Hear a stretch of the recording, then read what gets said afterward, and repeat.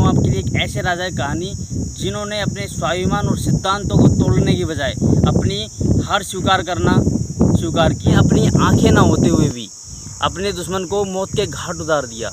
जी हाँ, मैं सम्राट पृथ्वीराज सिंह चौहान के बारे में बात करता हूँ और आप उनकी जीवन गाथा मैं आपके सामने लाया हूँ। तो आप उनकी जीवन गाथा के बारे में सुनिए। मैं मिलता हूँ आपको वीडियो के अंत में। तो पृथ्वीराज चौहान का जन्म गुजरात में राजा सोमेश्वर और रानी कर्पूरा देवी के घर हुआ। पृथ्वीराज गुजरात से अजमेर चले गए। राजा सोमेश्वर की मृत्यु के बाद अजमेर की राजगद्दी पर पृथ्वीराज चौहान को बैठाया गया। उस वक्त उनकी आयु 13 वर्ष थी। पृथ्वीराज के वंश के बाद के समय में राजपूत वंशों में एक वंश में वर्गीकृत कर दिया गया, अर्थात चौहान वंश भी राजपूताना में मिला लिया गया। उनके समय में राजपूत पहचान नहीं थी। पृथ्वीराज को एक देशभक्त हिंदू योद्धा माना गया, क्योंकि उन्होंने हमारे देश के शत्रु मुसलमानों से अनेक लड़ाइयाँ लड़ी और जीती भी। उन्हें अंतिम हिंदू सम्राट के रूप में जाना जाता है। उन्होंने वर्तमान राजस्थान, दिल्ली, पंजाब, मध्य प्रदेश, उत्तर प्रदेश आदि को अपने नियंत्रण में रखा। उन्होंने वर्तमान अजमेर को अपनी राजधानी बनाया।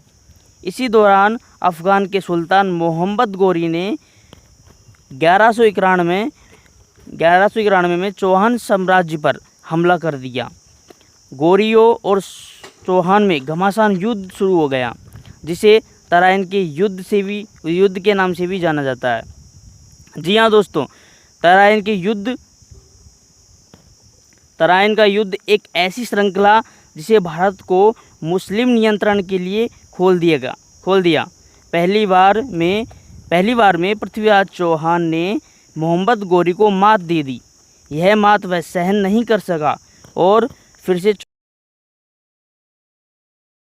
1192 में मोहम्मद गोरी ने फिर हमला किया। इस बार गोरी ने 1,20,000 सैनिकों के साथ हमला किया। इस बार वह पृथ्वीराज को अपने कदमों में झुकाना चाहता था।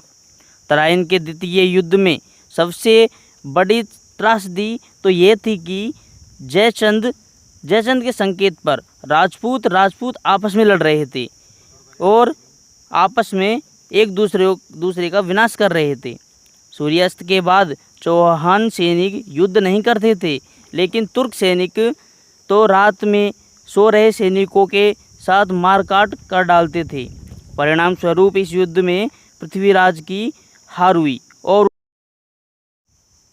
पृथ्वीराज चौहान के साथ धोखा करने वाले और गोरी का साथ देने वाले जयचंद को भी गोरी ने मौत के घाट उतार दिया और कन्नौज पर अधिकार कर लिया। पृथ्वीराज की हार से गोरी का दिल्ली, कन्नौज, अजमेर, पंजाब, संपूर्ण भारत पर अधिकार हो गया। भारत में इस्लामी साम्राज्य स्थापित हो गया। अब मोहम्मद गोरी पृथ्वीराज चौहान की शब्द भेदक कला देखना चाहता था। उन्हें समस्त दरबार के सामने पेश किया गया। तब उस दरबार में चंदवरदाई भी मौजूद थे। पृथ्वीराज आवाज़ की दिशा सुनकर अपना अचूक निशाना अपने लक्ष्य को भेद देते थे। यह कला उनको अपने नाना जी ने बचपन में सिखाई थी और वे इस कला में निपुण हो गए। इसी कला का प्रदर्शन करने के लिए पृथ्वीराज को कहा गया। पृथ्वीराज इसका फ़ायदा उठाकर मोहम्मद गोरी को मारना चाहते थे और चंदवरदाई उनकी भावना को समझ गए। उन्होंने एक कविता गुनगुनाई। 4 वास 24 गज अंगुल अष्ट प्रमाण, ता ऊपर सुल्तान है मत चूके चौहान। यह सुनकर पृथ्वीराज चौहान समझ गए और कविता को भली भांति समझकर उन्होंने शब्द भेदी बाण गोरी की ओर छोड़ दिया। वह बाण सीधा गोरी के गले को चीरता हुआ निकल गया। इस प्रकार सम्राट पृथ्वीराज चौहान ने वीरतापूर्वक गोरी को मौत के घाट। सेनापति कुतुबुद्दीन ऐबक भारत का शासक बना। उसने लाहौर को अपनी राजधानी बनाया।